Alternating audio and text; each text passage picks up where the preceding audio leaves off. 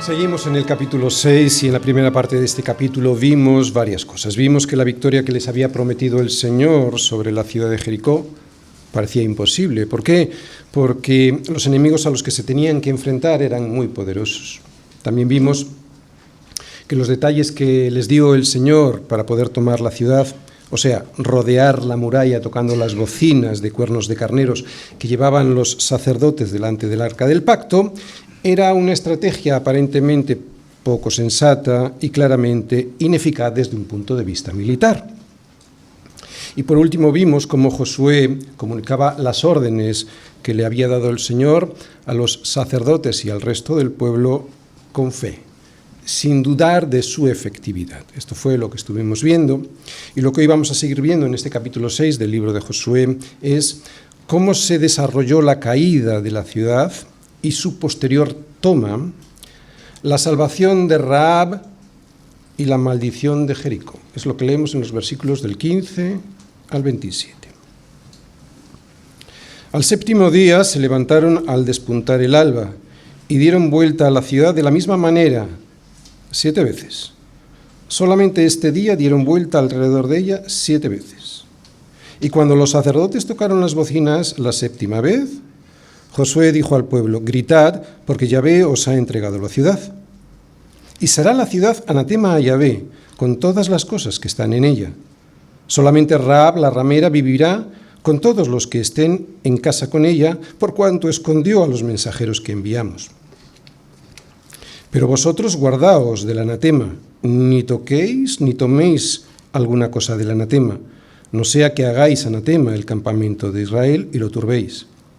Mas toda la plata y el oro, y los utensilios de bronce y de hierro, sean consagrados a Yahvé y entren en el tesoro de Yahvé. Entonces el pueblo gritó y los sacerdotes tocaron las bocinas, y aconteció que cuando el pueblo hubo oído el sonido de la bocina, gritó con gran vocerío, y el muro se derrumbó. El pueblo subió luego a la ciudad, cada uno derecho hacia adelante, y la tomaron. Y destruyeron a fila de espada todo lo que en la ciudad había, hombres y mujeres, jóvenes y viejos, hasta los bueyes, las ovejas y los asnos. Mas Josué dijo a los 2 hombres que habían reconocido la tierra: entrad en casa de la mujer ramera y haced salir de allí a la mujer y a todo lo que fuere suyo, como lo jurasteis. Y los espías entraron y sacaron a Rahab, a su padre, a su madre, a sus hermanos y todo lo que era suyo. Y también sacaron a toda su parentela y los pusieron fuera del campamento de Israel. Y consumieron con fuego la ciudad y todo lo que en ella había. Solamente pusieron en el tesoro de la casa de Yahvé la plata y el oro, y los utensilios de bronce y de hierro. Mas Josué salvó la vida de Rahab la ramera, y a la casa de su padre, y a todo lo que ella tenía. Y habitó ella entre los israelitas hasta hoy, por cuanto escondió a los mensajeros que Josué había enviado a reconocer a Jericó.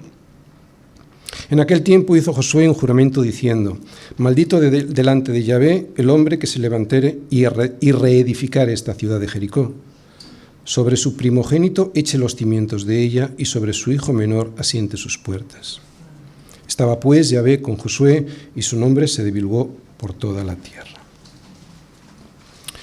Cuando cae la ira de Dios es parte de su justicia. Josué capítulo 6, versículos del 15 al 27. Bien, el tema del sermón de hoy el tema central es ver cómo es la ira de Dios con aquellos que se empeñan en enfrentarse con Él siguiendo su propia opinión. Cómo es la ira de Dios y cómo es también su misericordia con los que reconocen que Él es el Señor y el Creador de todas las cosas y le obedecen. Estas 2 cosas, vamos a ver la ira de Dios y su misericordia. Y este tema lo voy a exponer a través del siguiente esquema. Primera parte: la caída y la toma de Jericó, versículos del 15 al 21. Segunda parte: la salvación de Rahab, versículos del 22 al 25. Y tercera parte: la maldición de Jericó, versículos del 26 al 27. Primera parte: caída y toma de Jericó.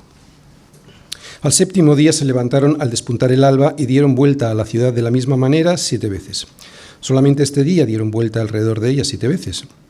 Y cuando los sacerdotes tocaron las bocinas la séptima vez, Josué dijo al pueblo: gritad, porque Yahvé os ha entregado la ciudad. Y será la ciudad anatema a Yahvé con todas las cosas que están en ella. Solamente Rahab la ramera vivirá con todos los que estén en casa con ella, por cuanto escondió a los mensajeros que enviamos. Pero vosotros guardaos del anatema. Ni toquéis ni toméis alguna cosa del anatema, no sea que hagáis anatema el campamento de Israel y lo turbéis.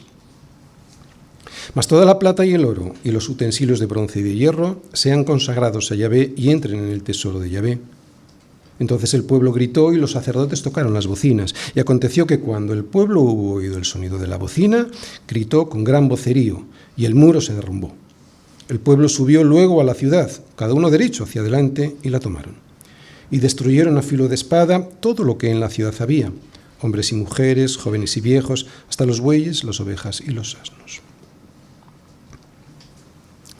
El pueblo había sido ejercitado en las 3 virtudes fundamentales en las que todos los hijos de Dios somos probados: la paciencia, la fe y la lealtad.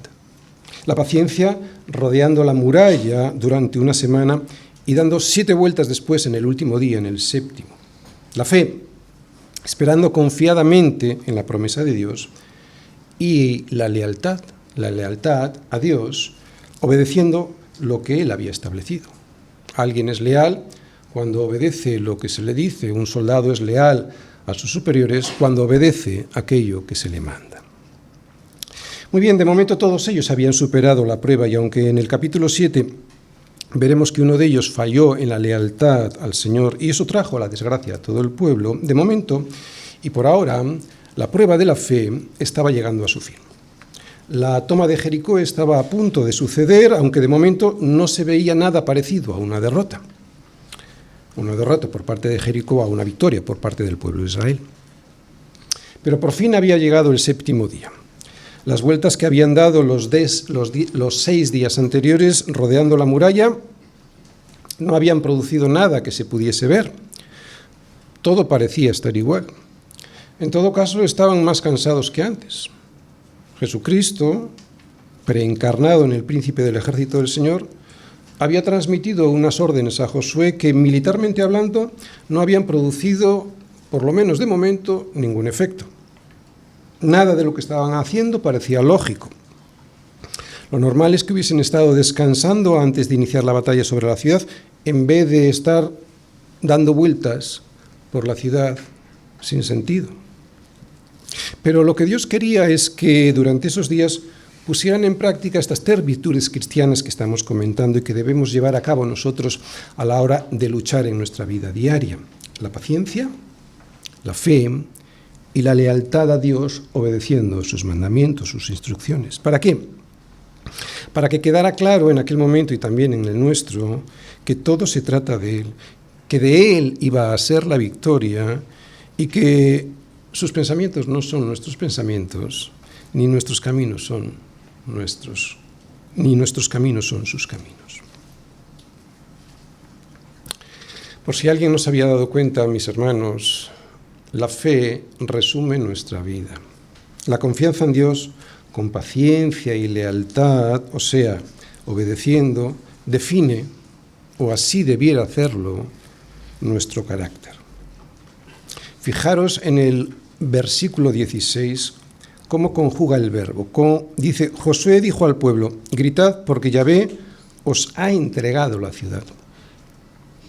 No les dice os la entregará, no la está conjugando en futuro. Dice: ya os la ha entregado. Esto es fe. La fe lo que hace es anticipar lo que Dios nos ha prometido, tomando la promesa del futuro como si fuese una realidad presente en nuestras vidas. Por eso es la fe en el príncipe del ejército del Señor lo que nos define como cristianos. La fe. La fe. Solo los que tienen su vista puesta en Cristo son bienaventurados. Bienaventurado es el hombre que tiene en ti sus fuerzas, en cuyo corazón están tus caminos. ¿Por qué son estos bienaventurados? Porque son los que irán de poder en poder y verán a Dios en Sión. Solo la fe nos permitirá ver a Dios en Sión, en la Jerusalén celestial. Los recursos que Dios tiene para darnos pasan a ser nuestros solo cuando dependemos de Él. Dios no da los recursos que Él tiene para poder vencer a aquellos que no tienen fe. Esta es la fe que salva. Esta es la fe que da el poder para vencer. Esta es la victoria que ha vencido al mundo, nuestra fe. ¿Quién es el que vence al mundo sino el que cree? O sea, el que tiene fe que Jesús es el Hijo de Dios. La caída y la toma de Jericó es un milagro de Dios. No dependemos de nuestras fuerzas, sino del poder de Dios. Y este poder, lo volvemos a repetir, que solo desciende a nuestra vida a través de la fe. La fe como un fruto del Espíritu, ¿recordáis? Los frutos del Espíritu. El fruto del Espíritu es amor, gozo, paz, paciencia, benignidad, bondad, fe, mansedumbre, templanza. Otra vez, este poder que tiene Dios para darnos es para ti y para mí si ponemos nuestra confianza en Cristo. Ese poder no se lo da a nadie más. La vida es Cristo, aquí y en la eternidad. Quien se pierda a Cristo aquí, también se lo perderá en la eternidad. Este es el tema central de este pasaje que estamos viendo.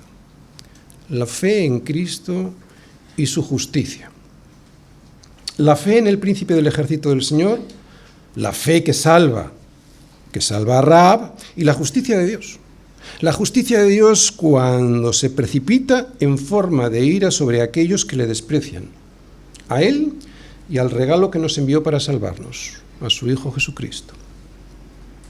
Por eso el autor de Hebreos hace un paréntesis en esta batalla y nos muestra el resultado espiritual de la fe o de la falta de ella. Fijaos cómo interrumpe el discurso natural del relato para mostrarnos la lección espiritual de lo que significa para nosotros realmente la victoria de Jericó a través de la fe. Vamos todos a los versículos 15 al 21, saltándonos el 17, el 18, el 19. Ya veréis cómo no nos perderíamos nada en principio de la historia, ¿no?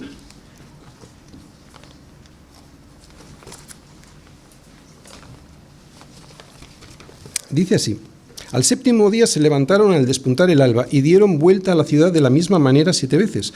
Solamente este día dieron vuelta alrededor de ella 7 veces. Cuando los sacerdotes tocaron las bocinas la 7ª vez, Josué dijo al pueblo: gritad, porque Yahvé os ha entregado la ciudad. Versículo 20. Entonces el pueblo gritó, y los sacerdotes tocaron las bocinas, y aconteció que cuando el pueblo hubo oído el sonido de la bocina, etcétera, etcétera, etcétera, etcétera, ¿os dais cuenta? No, parece que no nos perderíamos nada de, vamos a decir, de lo que cinematográficamente hablando podría ser más interesante, ¿no? Toda la batalla, la caída de los muros, etcétera.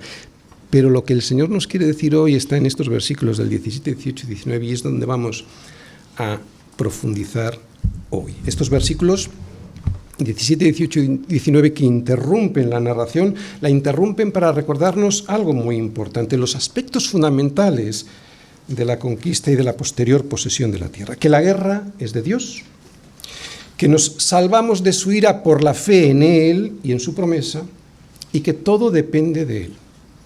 Esas 3 cosas vamos a ir viendo. Volvamos pues a los aspectos fundamentales de la conquista y de la posterior posesión de la tierra en la vida cristiana. Versículos 16 y 17. Fijaros lo que está subrayado. Y cuando los sacerdotes tocaron las bocinas la 7ª vez, Josué dijo al pueblo: gritad, porque Yahvé os ha entregado la ciudad.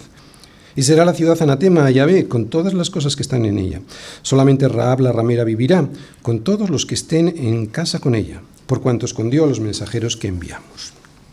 ¿Qué podemos ver ahí? Lo primero que podemos ver es que la guerra es de Dios. Eso está claro cuando vemos que es Él quien derrumba las murallas.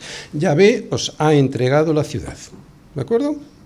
Primera cosa que vemos es que la guerra es de Dios. Segundo, cuando cae la ira de Dios, los pecadores, que lo somos todos, solo podemos ser rescatados por la fe en la gracia que Él nos ofrece. Solo podemos ser salvados por la fe, por creer en el regalo que Él nos ofrece. Otra vez, somos salvos por la fe en la gracia que Él nos ofrece. Lo vemos en la salvación de Rahab y en la caída de Jericó. Y tercero, que todo es de Él. Lo vemos cuando el autor del libro nos explica qué es el anatema. Luego veremos qué es el anatema. Primero, la guerra es de Dios. Bien, el primer punto no tiene discusión alguna. La guerra es de Dios. Él mismo lo dice cuando le da al pueblo la instrucción de que el arca, que representa su presencia entre el pueblo, debía ir en el centro de la procesión. Además, este arca iba siendo anunciada con bocinas para que no cupiese duda de que Dios es el centro. El arca ocupa el centro del escenario porque será Dios el que derrumbe la muralla. Él les dará la victoria porque la guerra es suya y esa era su promesa. Esto, pues, es lo que debía quedar bien claro a todos, tanto al pueblo de Israel como a los habitantes de Jericó. Segundo, la guerra es de Dios. Segundo, la justicia es de Dios. Antes de que caiga la ira de Dios, los pecadores solo podemos ser rescatados por la fe en la gracia que nos ofrece. El pueblo de Dios ya había aprendido esta lección, la había aprendido en Egipto en la noche de la Pascua.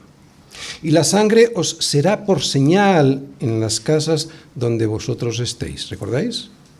Los dinteles y los marcos de las puertas con la sangre del cordero. Y veré la sangre y pasaré de vosotros, y no habrá en vosotros plaga de mortandad cuando hiera la tierra de Egipto. ¿Por qué pasaré de vosotros? Por gracia. ¿Por qué no habrá plaga de mortandad entre vosotros? Por la pura gracia de Dios. ¿Sois vosotros mejores que otros pueblos? No. No por ser vosotros más que todos los pueblos os ha querido el Señor y os ha escogido, pues vosotros seréis el más insignificante de todos los pueblos. ¿Y cómo podemos saber si hemos recibido la gracia, el regalo de la salvación? ¿Cómo lo puedes saber? Pues si por fe obedecemos lo que Él nos manda obedecer. ¿Cómo puedo saber, pastor, si he recibido la gracia de la salvación? Pues si por fe obedeces aquello que Él te manda obedecer. Y es que en el Evangelio la justicia de Dios se revela por fe y para fe. Se revela, nos la entrega por fe y para fe, como está escrito, mas el justo por la fe vivirá. La justicia de Dios se manifiesta por fe, somos salvos por la fe y para fe, o sea, obedeciendo lo que sabemos que tenemos que obedecer. Y aquí se enseña de nuevo, solamente Rahab la ramera vivirá por cuanto escondió a los mensajeros que enviamos.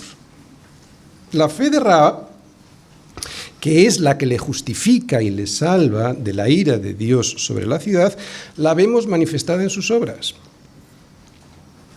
¿Os dais cuenta? La vemos manifestada en sus obras por cuanto escondió a los mensajeros que envió a Josué. La justicia de Dios se revela por fe, o sea que viene a nosotros por fe, sin que hagamos nada para recibirla, y para fe. La fe que nos ha salvado se manifiesta en una fe de principio a fin. La fe que nos ha salvado es un estilo de vida. Somos salvos por fe, pero no nos quedamos ahí, sino para fe, para hacer lo que sabemos que tenemos que hacer. Por eso solo no vale creer. Hay mucha gente que dice, no, si yo me lo creo, sale de aquí y hace lo que con su vida considere oportuno. Claro, no. Es por fe y para fe. Así que por la fe Rahab la ramera no pereció juntamente con los desobedientes, habiendo recibido a los espías en paz. El resto serán destruidos. Así lo había mandado el Señor. Vamos a verlo en Deuteronomio 7, versículos del 1 al 5. Fijaos lo que dice el Señor en Deuteronomio a través de Moisés. Cuando Yahvé tu Dios te haya introducido en la tierra en la cual entrarás para tomarla, y haya echado delante de ti a muchas naciones, al Eteo, al Gergeseo, al Amorreo, al Cananeo, al Fereceo, al Ebeo, al Jebuseo, 7 naciones mayores y más poderosas que tú, y Yahvé tu Dios las haya entregado delante de ti y las haya derrotado, las destruirás del todo, no harás con ellas alianza ni tendrás de ellas misericordia. Y no emparentarás con ellas, no darás tu hija a su hijo, ni tomarás a su hija para tu hijo, porque desviará a tu hijo de en pos de mí y servirán a dioses ajenos, y el furor de Yahvé se encenderá sobre vosotros y te destruirá pronto. Mas así habéis de hacer con ellos. Sus altares destruiréis y quebraréis sus estatuas y destruiréis sus imágenes de acera y quemaréis sus esculturas en el fuego. Porque tú eres pueblo santo para Yahvé tu Dios. ¿Cómo es la justicia divina? Para empezar, inmensamente paciente y misericordiosa. ¿Recordáis? Y en la cuarta generación volverán acá, porque aún no ha llegado a su colmo la maldad del amorreo hasta aquí. Este es un pasaje de Génesis. En este pasaje de Génesis vemos que cuando Dios promete la tierra a los descendientes de Abraham, también dice que pasarán varias generaciones hasta que por fin lleguen a poseer la tierra. Pues ahora había llegado, ya había pasado mucho tiempo. Las perversiones que practicaban todos aquellos pueblos habían llegado a colmar la paciencia de Dios. Maldades bestiales como entregar a sus hijos a Moloc para ser quemados vivos, inmundicias y perversiones como tener relaciones carnales con la mujer de su prójimo, echarse con varón como con mujer, hombres y mujeres que se ayuntaban con animales. Todas estas barbaridades habían llegado a saturar la paciencia de Dios. Había llegado, pues, el momento de vomitar a los moradores de esas tierras. Si lo veis, por la historia bíblica, el juicio siempre es el último recurso de Dios. Y en Jericó el juicio se iba a producir después de más de 400 años de aberraciones y maldades. Generaciones y generaciones de hombres y mujeres en Canaán rechazando de forma consciente los mandatos de Dios y provocando su ira que se desata ahora a través de su justicia. Mirad, las repugnantes prácticas del paganismo cananeo no solo están escritas aquí, en la palabra de Dios, sino que también están confirmadas por la arqueología y por la historia. Y toda aquella inmundicia no era muy diferente a lo que en nuestras sociedades modernas se hace hoy. El asesinato de bebés en el vientre de sus madres, entregándolos a Moloc.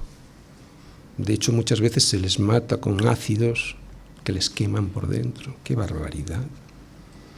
La pederastia, el bestialismo, la infidelidad entre relaciones maritales, la idolatría, la homosexualidad promocionada desde el poder y los medios de comunicación como algo excelso, la eutanasia en vez del cuidado. Hoy vivimos en la cultura de la muerte. Hoy todo se acepta, hoy todo se promociona, no solo como algo bueno, sino como algo incluso saludable. ¡Qué barbaridad! Pero hay de lo que a lo malo dicen bueno y a lo bueno malo, que hacen de la luz tinieblas y de las tinieblas luz. Hay de los que ponen lo amargo por dulce y lo dulce por amargo. Hay de los sabios en sus propios ojos y de los que son prudentes delante de sí mismos. Hay de aquellos que son sabios en su propia opinión. A Dios no se le puede acusar de injusticia porque todos estos pueblos, aunque no tenían la ley de Dios en sus manos, sí sabían lo que era bueno y malo. Dios ha puesto en todos nosotros su ley básica y nos damos cuenta universalmente, si os dais cuenta, esto es universal, nos damos cuenta universalmente a través de la conciencia. Otra cosa es que la narcoticemos, esa conciencia, de tal manera que ya no sintamos que esa conciencia nos grita a nuestra mente y a nuestro corazón que eso está mal. Claro. ¿Por qué la ira de Dios se desata contra los hombres? La ira de Dios se revela desde el cielo contra toda impiedad e injusticia de los hombres porque detienen con la injusticia la verdad. La verdad que es Jesucristo. ¿Qué es Jesucristo? Yo soy la verdad, dice él, ¿verdad? ¿Por qué? Porque lo que de Dios se conoce les es manifiesto. Estamos hablando de los habitantes de Jericó, ¿vale? Ahora mismo, aunque evidentemente estoy mencionando un pasaje de Romanos, de Pablo, porque las cosas invisibles de él, su eterno poder y deidad, se hacen claramente visibles desde la creación del mundo, siendo entendidas por medio de las cosas hechas, de modo que no tienen excusa. Esto es lo que vio Rahab. Ella no tenía en sus manos la ley de Dios, sin embargo, no carecía de su conocimiento. Podía ver en la naturaleza su revelación general y además también tenía en su corazón, aunque de una manera distorsionada como todos los seres humanos, la imagen de Dios. Además, al igual que el resto de los habitantes de Jericó, tenía la revelación específica de lo que Dios había hecho con su pueblo en Egipto, que los había liberado, que todo esto había sido un milagro. También había sido testigo, al igual que sus compatriotas, del milagro que él había hecho con su pueblo, con los israelitas, pasándoles el río Jordán en seco.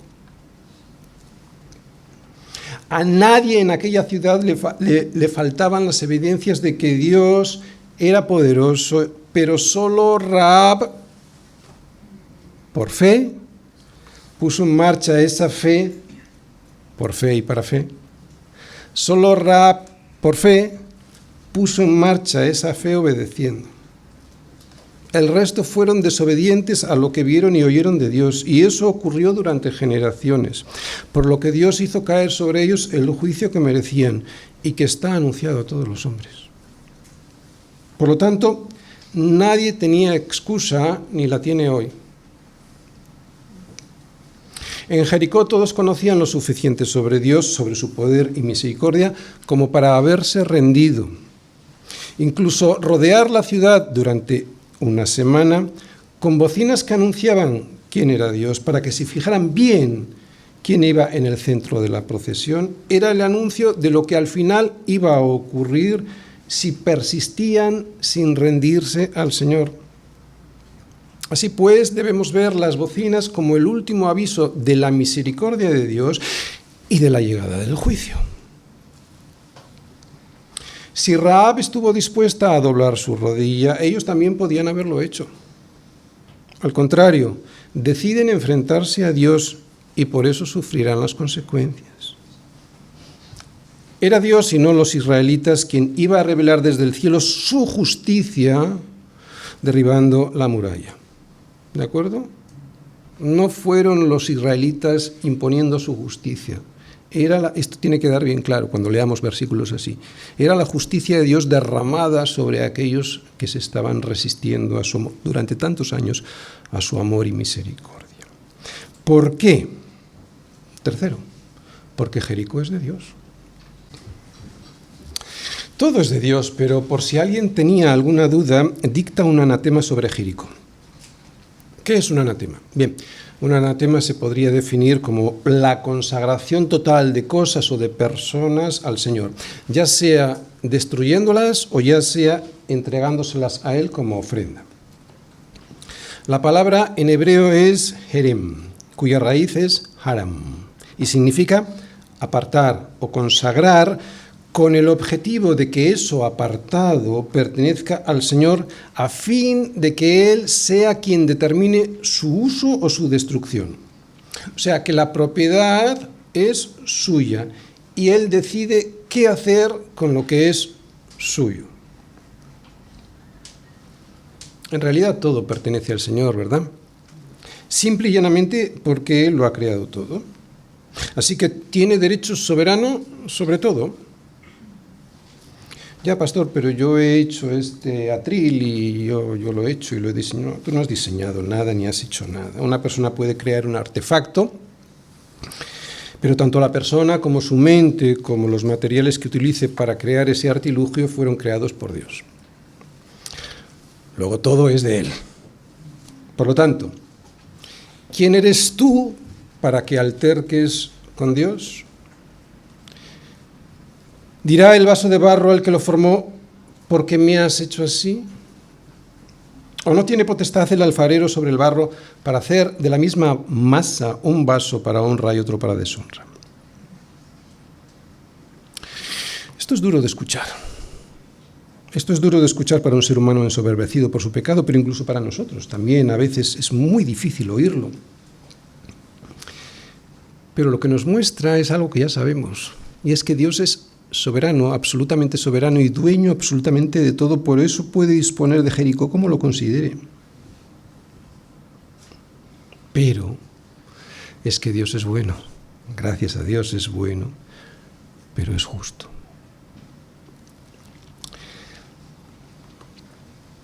Somos nosotros los que nos captamos en sus justos términos, en toda su inmensidad, su justa bondad. Dios es tan bueno como justo. Dios no solo es muy bueno, pero un poco justo. No, si aceptamos que Dios es inmensamente bueno, tenemos que aceptar que Dios es inmensamente justo. Nuestra hipocresía basada en nuestro egoísmo piensa que Dios debe ser bueno, muy bueno, inmensamente bueno, porque eso nos beneficia a nosotros, o eso creemos. Pero no somos capaces de pensar lo mismo del resto de sus atributos, como por ejemplo su justicia. Dios es justo, inmensamente justo, sí, pero al igual que es bueno, inmensamente bueno.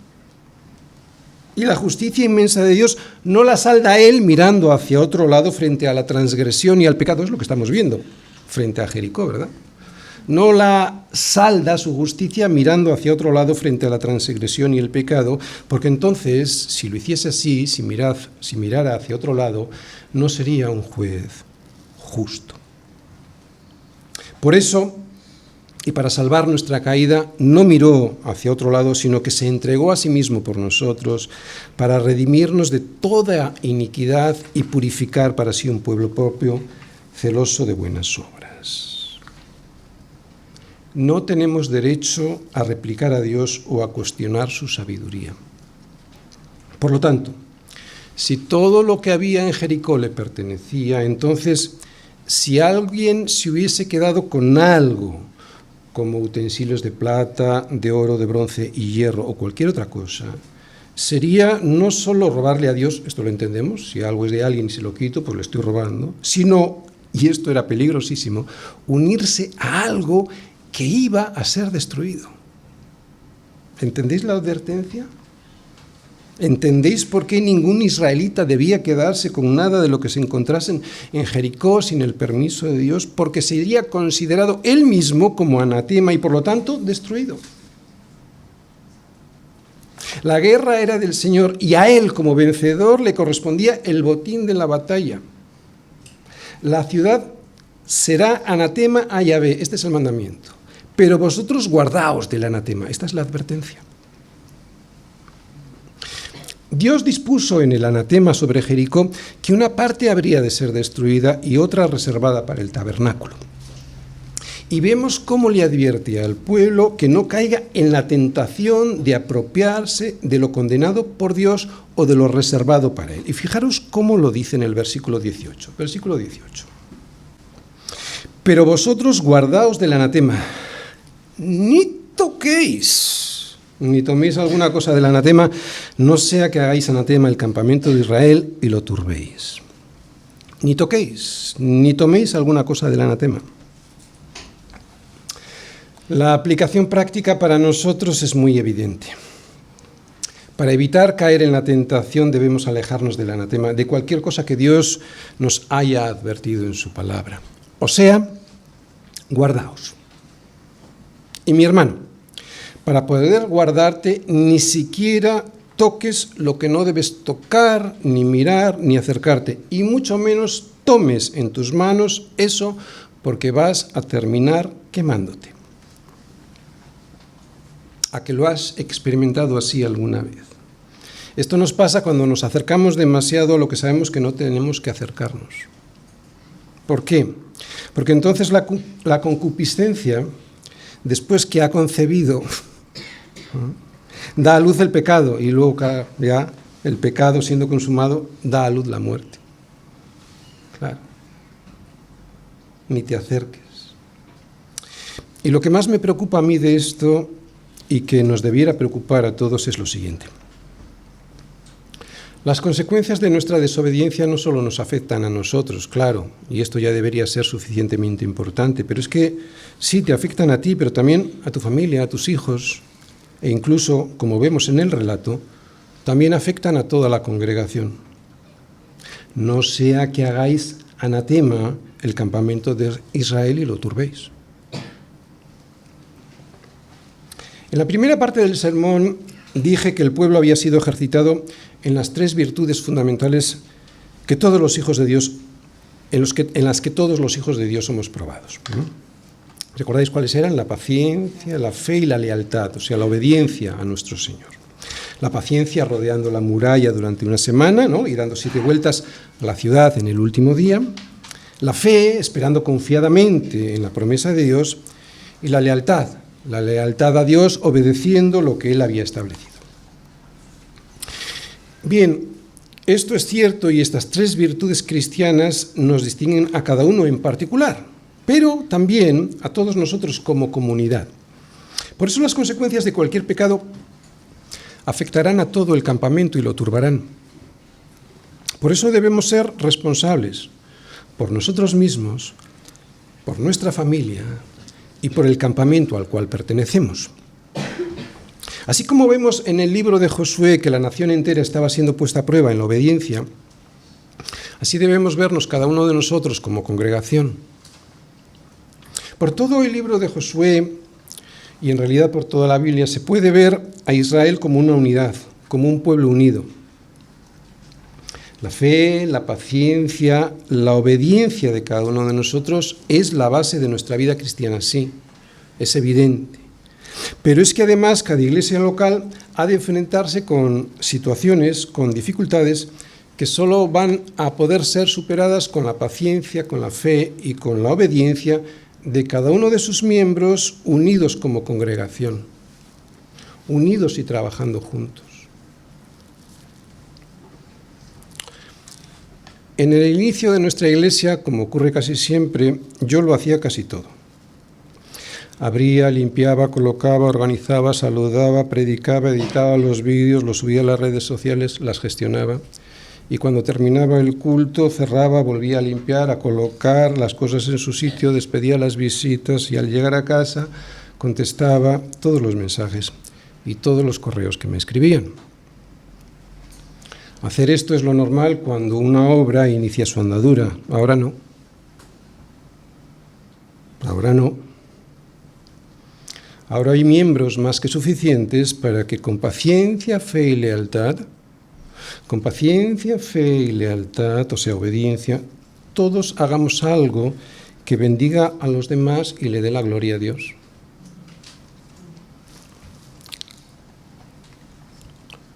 Y no lo estamos haciendo. De hecho, sigo haciendo casi lo mismo que hacía al inicio, excepto limpiar. Casi lo mismo. Y eso no está bien. Eso no es justo. Algunos que tienen responsabilidades las ejercen tan bien que se tienen que encargar de las de otros que no quieren ayudar aunque se les pida. Triste. Muy triste que solo se venga a comer el pan que desciende del cielo cada domingo en forma de sermón y dejemos para los de siempre el trabajo que hace que el sermón nos llegue a todos encima de la mesa. Triste, muy triste.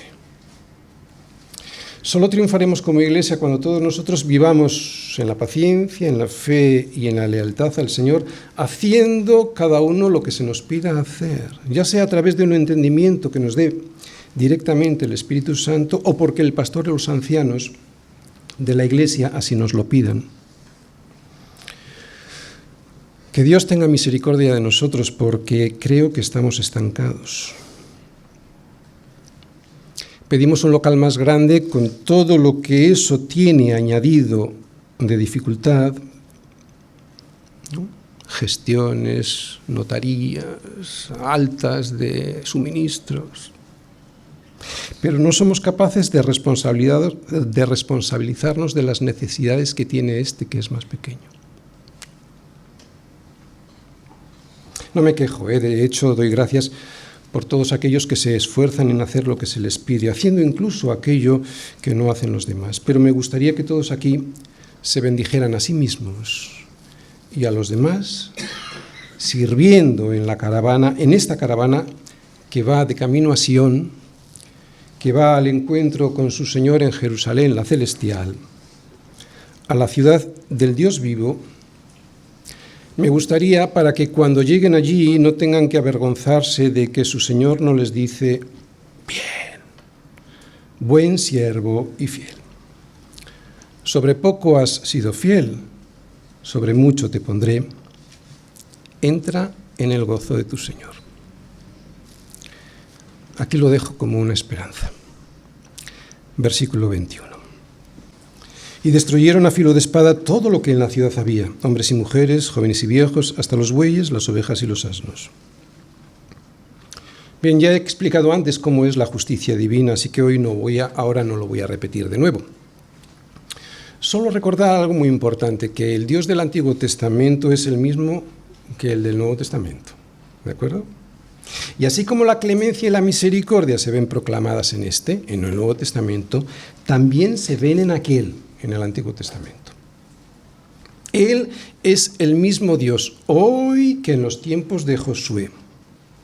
Él fue igual de amoroso allí que lo es hoy entre nosotros. Por lo tanto, no nos engañemos, porque Él es también igual de justo hoy aquí que lo fue allí. Inmensamente bueno, sí, pero inmensamente justo. Por eso el tiempo de la gracia y de la misericordia siempre da paso al de la justicia. ¿Por qué? Porque la paga del pecado es la muerte. Y aunque el príncipe del ejército del Señor vino para dar su vida en rescate por muchos, y eso es muy bueno, también vendrá para ser el juez que juzgue a todos, y eso ya no nos gusta tanto. A unos que no se han rendido a Él porque se niegan a reconocerle como lo que es el príncipe del ejército del Señor, los destruirá a filo de espada. Hay que reconocerle y hay que obedecerle, claro. Y a otros, que sí lo han hecho, les dará paso para que puedan habitar entre el pueblo de Dios para siempre y así entrar en el gozo de su Señor. Es lo que vamos a ver en la segunda parte, en la salvación de Rahab. Segunda parte. La salvación de Rahab. Mas Josué dijo a los 2 hombres que habían reconocido la tierra: entrad en casa de la mujer ramera y haced salir de allí a la mujer y a todo lo que fuere suyo, como lo jurasteis. Y los espías entraron y sacaron a Rahab, a su padre, a su madre, a sus hermanos y todo lo que era suyo. Y también sacaron a toda su parentela y los pusieron fuera del campamento de Israel. Y consumieron con fuego la ciudad y todo lo que en ella había. Solamente pusieron en el tesoro de la casa de Yahvé la plata y el oro y los utensilios de bronce y de hierro. Mas Josué salvó la vida a Rahab la ramera y a la casa de su padre y a todo lo que ella tenía, y habitó ella entre los israelitas hasta hoy, por cuanto escondió a los mensajeros que Josué había enviado a reconocer a Jericó. Muy bien, en medio de todo este panorama que hemos estado viendo de juicio y de desolación, la gracia de Dios se manifiesta en la salvación de Rahab y de su familia. Dios no condena al justo, su justicia se lo impide. Ella, y se supone que su familia, habían adquirido la condición de justos por la fe en el Dios de Israel. La diferencia entre Rahab y el resto de sus compatriotas fue la fe, por Dios, si era una prostituta. La diferencia entre Rahab y el resto de sus compatriotas fue la fe. La fe es la única que hace la diferencia, porque el justo por su fe vivirá. Las promesas de Dios se cumplen siempre, y Rahab y su familia, que empezaron su vida con Dios fuera del campamento, porque era necesario que se purificaran, la ley establecía 7 días, Rahab y su familia pronto pasaron a vivir en medio del pueblo. Al final, Rahab, una prostituta de Jericó que estaba destinada a la destrucción como el resto de sus habitantes, quedó, y lo sabemos, en la historia de la salvación bíblica como uno de los ascendientes en la genealogía de Jesús. ¿Qué nos enseña esto? Además de lo que ya hemos aprendido hasta aquí, ¿no? Que la salvación es por fe y que la fe se manifiesta obedeciendo. Pues nos enseña que en la Iglesia no se puede hacer acepción de personas. Que todos los que son de la fe en Jesús pueden y deben formar parte de la congregación de los hijos de Dios.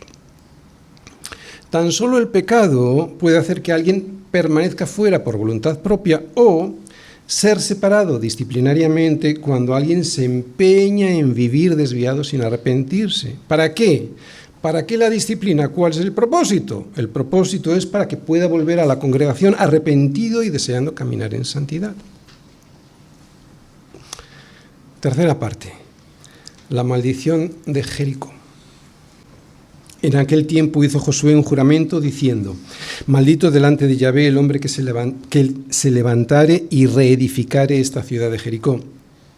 Sobre su primogénito eche los cimientos de ella y sobre su hijo menor asiente sus puertas. Estaba pues Yahvé con Josué y su nombre se divulgó por toda la tierra.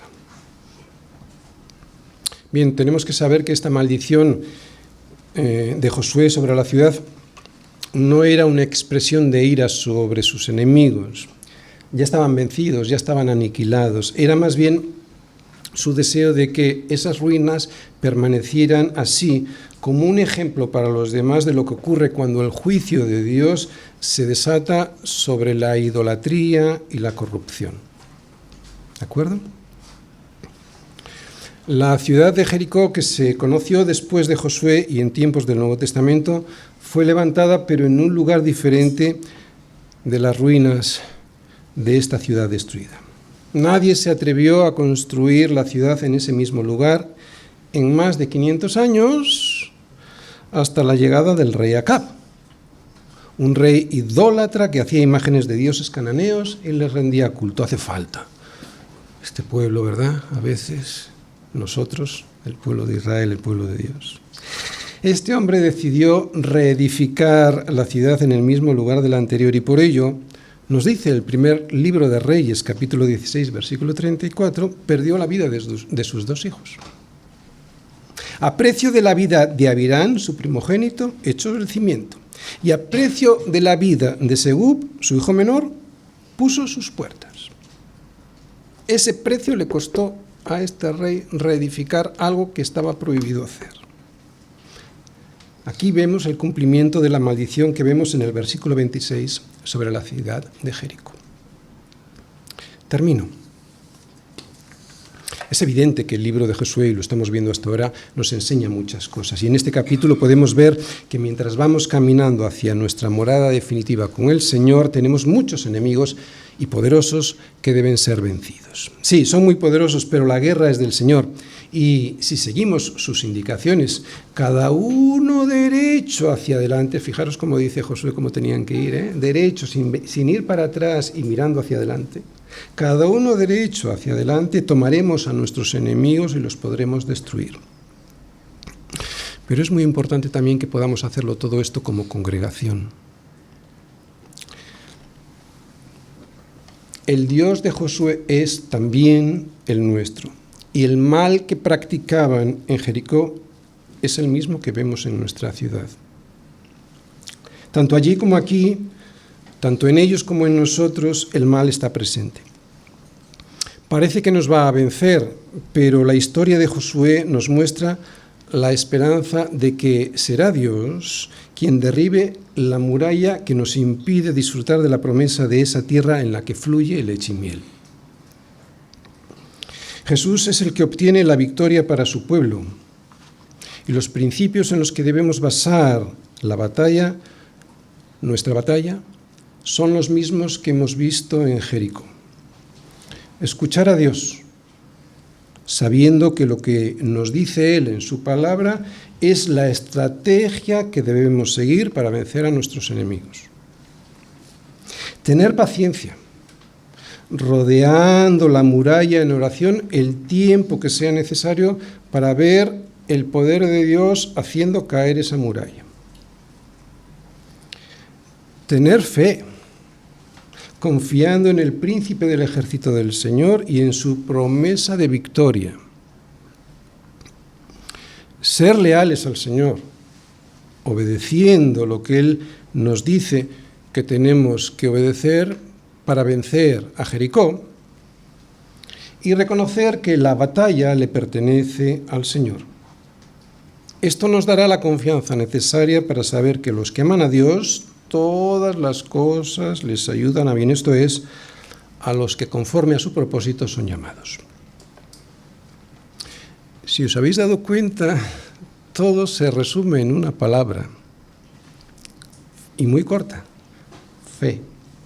Fe en que Dios conoce el final desde el principio y por eso nos puede llevar allí sin que nos perdamos. Fe en esto. Él sabe cómo llevarnos hasta su presencia. No debemos perder el tiempo especulando cómo puede hacerlo. ¿Quién se hubiera imaginado que el plan de Dios para hacer caer a Jericó era rodear la ciudad durante 7 días? Josué no diseñó esa estrategia, fue Dios quien lo hizo. Josué solo lo creyó, fe, y obedeció. Lealtad. Nada podrá vencer a la obediencia a la palabra de Dios. Amén.